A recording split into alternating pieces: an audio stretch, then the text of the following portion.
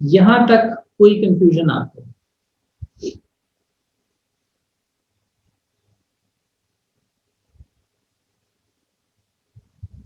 ये वो इंटरफेस है जिसमें से फर्दर इंटरफेसेस कार्व आउट होंगे लेटर ऑन। अब इस इंटरफेस का जो जिक्र है वो आपको अपनी इस इंटरफेस का जो जिक्र है वो आपको अपनी आइक V2 प्रोफाइल में भी करना पड़ेगा।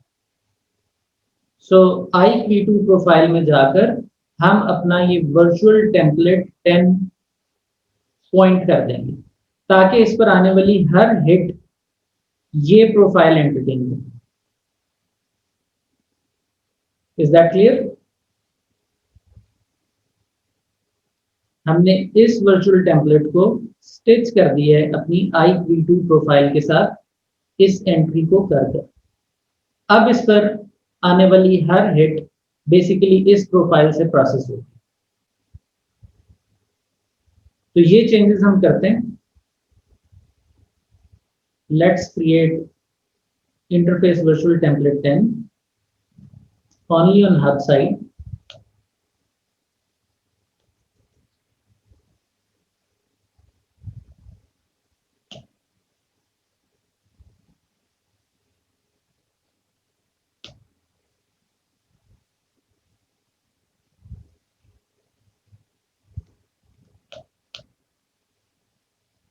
और हम अपनी प्रोफाइल में इसको कॉल कर लेते हैं।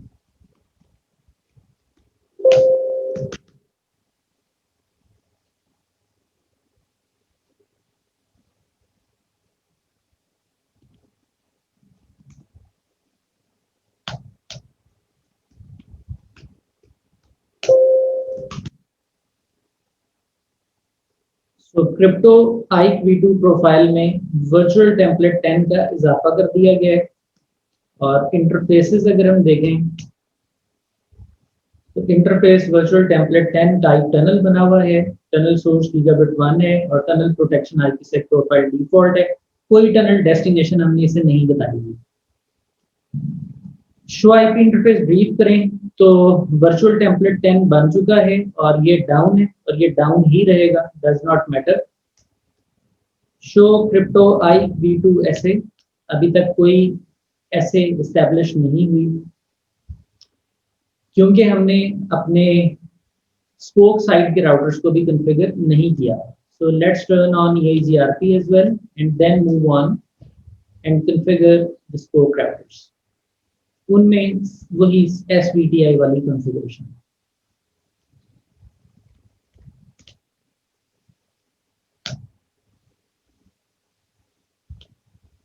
सो शो आईपी इंटरफेस ब्रीफ करूं अगर मैं, तो आप देख सकते हैं कि हमें एक वर्चुअल एक्सेस इंटरफेस नजर आ रहा है जिसका स्टेटस अप हो गया। और अगर मैं शो क्रिप्टो आइक V2 ऐसे करूं तो हमारे पास एक सिक्योरिटी एसोसिएशन भी एस्टेब्लिश हो गई है। अब यहां पर हमें एक इंपॉर्टेंट चीज अंडरस्टैंड करनी है। शो आईपी इंटरफेस ब्रीफ, यहाँ पे टनल के पास 172.16.1.2 आईपी है। अब अगर मैं यहाँ पर EIGRP देखूं तो मेरी EIGRP की नेबरशिप एस्टेब्लिश नहीं हुई।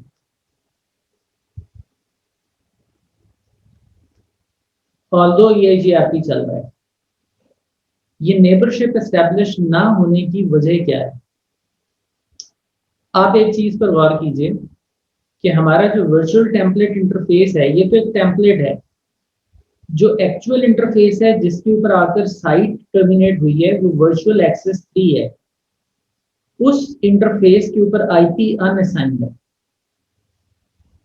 क्योंकि इस पर आईपी अनअसाइंड है तो मुझे आईपी देना पड़ेगा।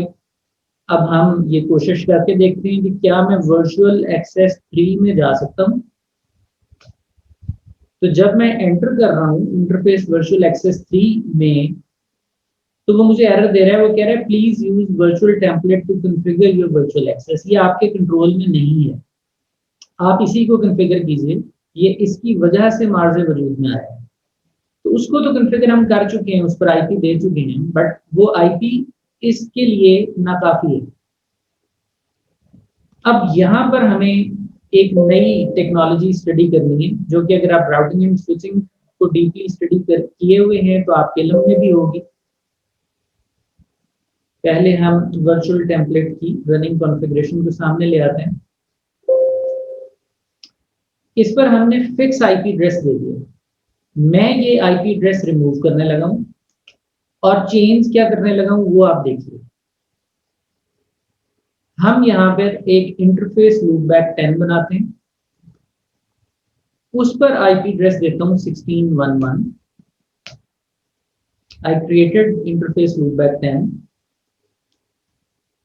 I gave IP 172.16.11 on that loopback, not on this interface. और अब मैं कह रहा हूं IP unnumbered loopback 10. इस कमांड का मतलब ये है कि मेरा IP इक्वल कर दो loopback 10 का जो भी IP है उसके। IP unnumbered की कमांड को अंडरस्टैंड कर लेते हैं, अदरवाइज कता नजर सिक्योरिटी के कि इसका नेटवर्क सिक्योरिटी में क्या रोल है। ये एक प्योरली राउटिंग स्विचिंग कॉन्सेप्ट है। राउटर 1 और राउटर 2 इन दोनों के दरमियान अगर आप EIGRP रन करते हैं, EIGRP का AS1 रन करते हैं, यहाँ पे आप IP देते हैं 172.16.1.1 और इधर आप IP देते हैं 172.16.1.2। तो इनके दरमियान EIGRP की जो नेबरशिप है वो अप हो जाएगी, बिकॉज बोथ साइड्स के ऊपर जो सबनेट है that is in the same range. Assuming /24 or /30, they are in the same network, so EIGRP neighborship will come up. Agreed?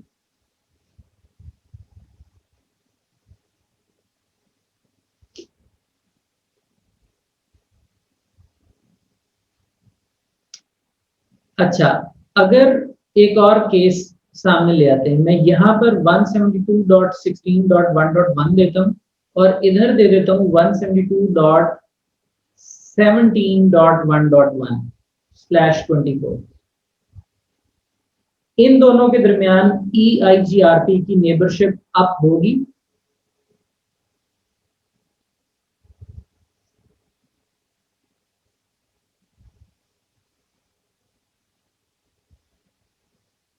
इसके दरमियान EIGRP की नेबरशिप अप नहीं होगी, क्योंकि दोनों अतराफ के जो IPs हैं वो डिफरेंट सबनेट में। Same is the case of OSPF, any routing protocol. ये दोनों आमने सामने के इंटरफेसेस जो सेम डेटा लिंक लेयर को शेयर कर रहे हैं, वी नो कि इनके IPs सेम रेंज में हों तो ही नेबरशिप एस्टैब्लिश होती है। हाउएवर, अगर हम यहां पर ही एक ये ट्रिक करें कि इधर लूपबैक 10 बनाएं, इधर भी लूपबैक 10 बनाएं और ये IP एड्रेसेस हम दे दें लूपबैक 10 पर। ये IP एड्रेसेस हम शिफ्ट कर दें लूपबैक 10 पर और इन इंटरफेसेस पर जो कि हमारा ईथरनेट 1 है बोथ साइड्स, यहां पर अगर हम लिख दें IP unnumbered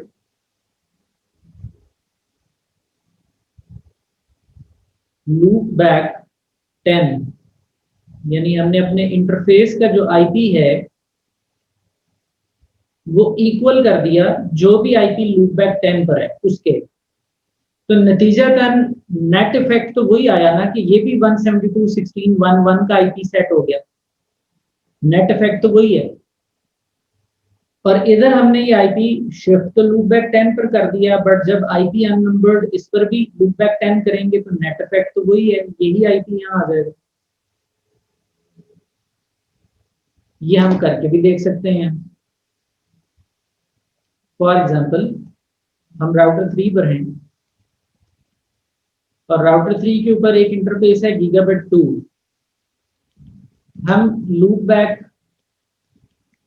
10 क्रिएट करते हैं, उस पर आईपी एड्रेस देते हैं 172.17.1.1 और इंटरफेस गीगाबिट 2 पर जाकर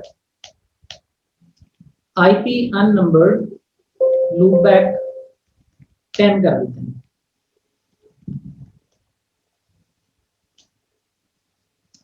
तो आप देखिए जो लूप बैक 10 का आईपी है वही आईपी गीगाबिट 2 के ऊपर एज्यूम हो गया। हमने तो ये अक्सर डिस्कस किया होता है राउटिंग एंड स्विचिंग में कि कोई से दो इंटरफेसेस एक सबनेट का आईपी नहीं रख सकते, राउटर इस चीज को मना करता है, लेकिन यहां तो एग्जैक्टली सेम आईपी भी हो गए। एनीवे, ये है आईपी अननंबर्ड लूप बैक 10 का नेट इफेक्ट। ना सिर्फ इसने दो इंटरफेस का आईपी इक्वल कर दिया, बल्कि अब ये राउटिंग प्रोटोकॉल के बिहेवियर को भी चेंज कर देगा और आपका राउटिंग प्रोटोकॉल चाहे कोई भी है वो इन डिफरेंट आईपीज के माबैन नेबरशिप आप कर लेगा। Are you getting this point?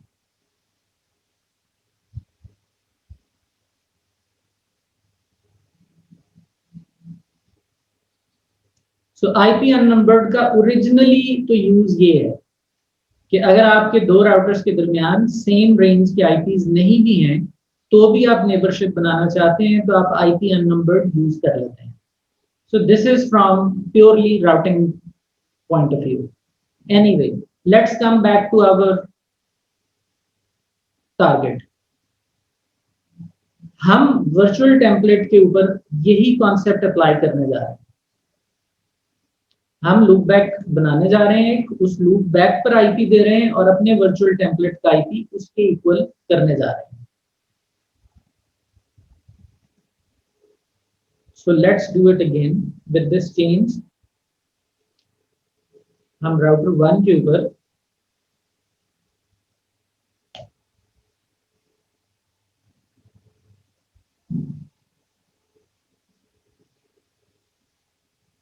we have one active connection. जब तक आपके पास कोई टनल established है, you cannot change your virtual tunnel interface. So अब क्योंकि टनल डाउन कर दी गई है, कोई टनल established नहीं है, तो अब हम इसकी कॉन्फ़िगरेशन का में चेंज कर सकते हैं, उसका लॉक अनलॉक हो गया। So no IP address and IP unnumbered loopback 10. Loopback 10 के ऊपर हम IP address दे देते हैं 172.16.1.1. So now the virtual template interface is getting its IP from loopback 10. So instead of giving it directly on virtual template, we are using loopback 10 indirectly using IP unnumbered. अच्छा जी, अब हम अपने scope को वापस लेकर आते हैं। Spoke is back up. So can you see the difference? This time your virtual access interface has got an IP address.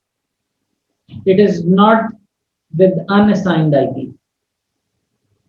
यहाँ IP unnumbered करने का फायदा ये हुआ कि जो भी उसमें से डिराइव्ड इंटरफेस निकला है उसका भी IP कुछ ना कुछ सेट हुआ है और वो वही IP है जो कि आपके वर्चुअल टेम्पलेट का है। हत्ता कि यहाँ पे जितने भी वर्चुअल एक्सेस बनते चले जाएंगे सबका IP यही बनता चला जाएगा। Are you getting this point?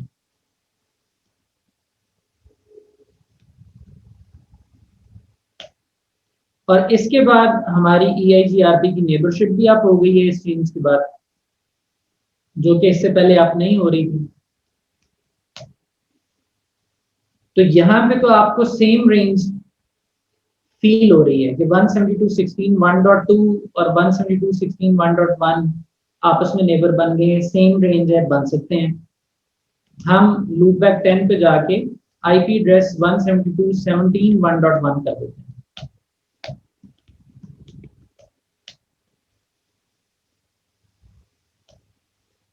तो क्योंकि हमने अपने लूपबैक का आईपी चेंज कर दिया है, तो उसका रिपल इफेक्ट वर्चुअल टेम्पलेट पर भी आया है, वर्चुअल एक्सेस पर भी आया है।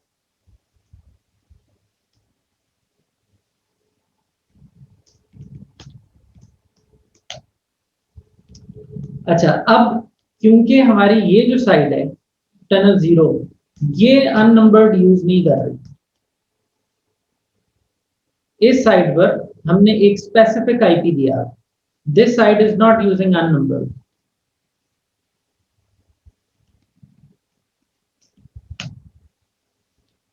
तो इसके यहाँ अभी भी वो रूल प्रिवेल कर रहा है। हम ये कर सकते हैं कि हम अपनी स्पोक साइड पर भी इंटरफेस लूपबैक 10 बनाएं और अपने टनल इंटरफेस का जो आईपी है वो अननंबर्ड लूपबैक 10 के साथ करें।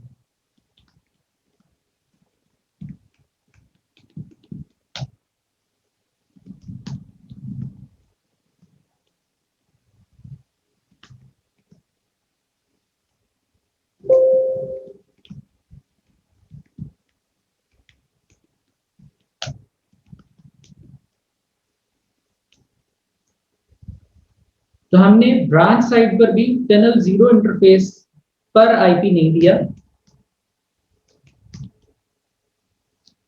हमने ब्रांच साइड के ऊपर भी आईपी अननंबर्ड लूपबैक 10 के साथ कर दिया।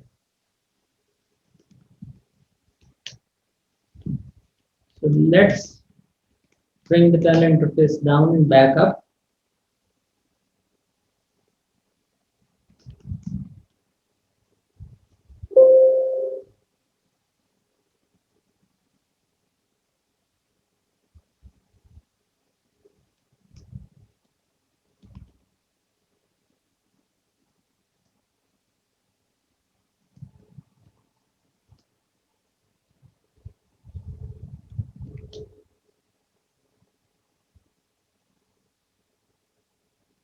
अच्छा, अब हमारा जो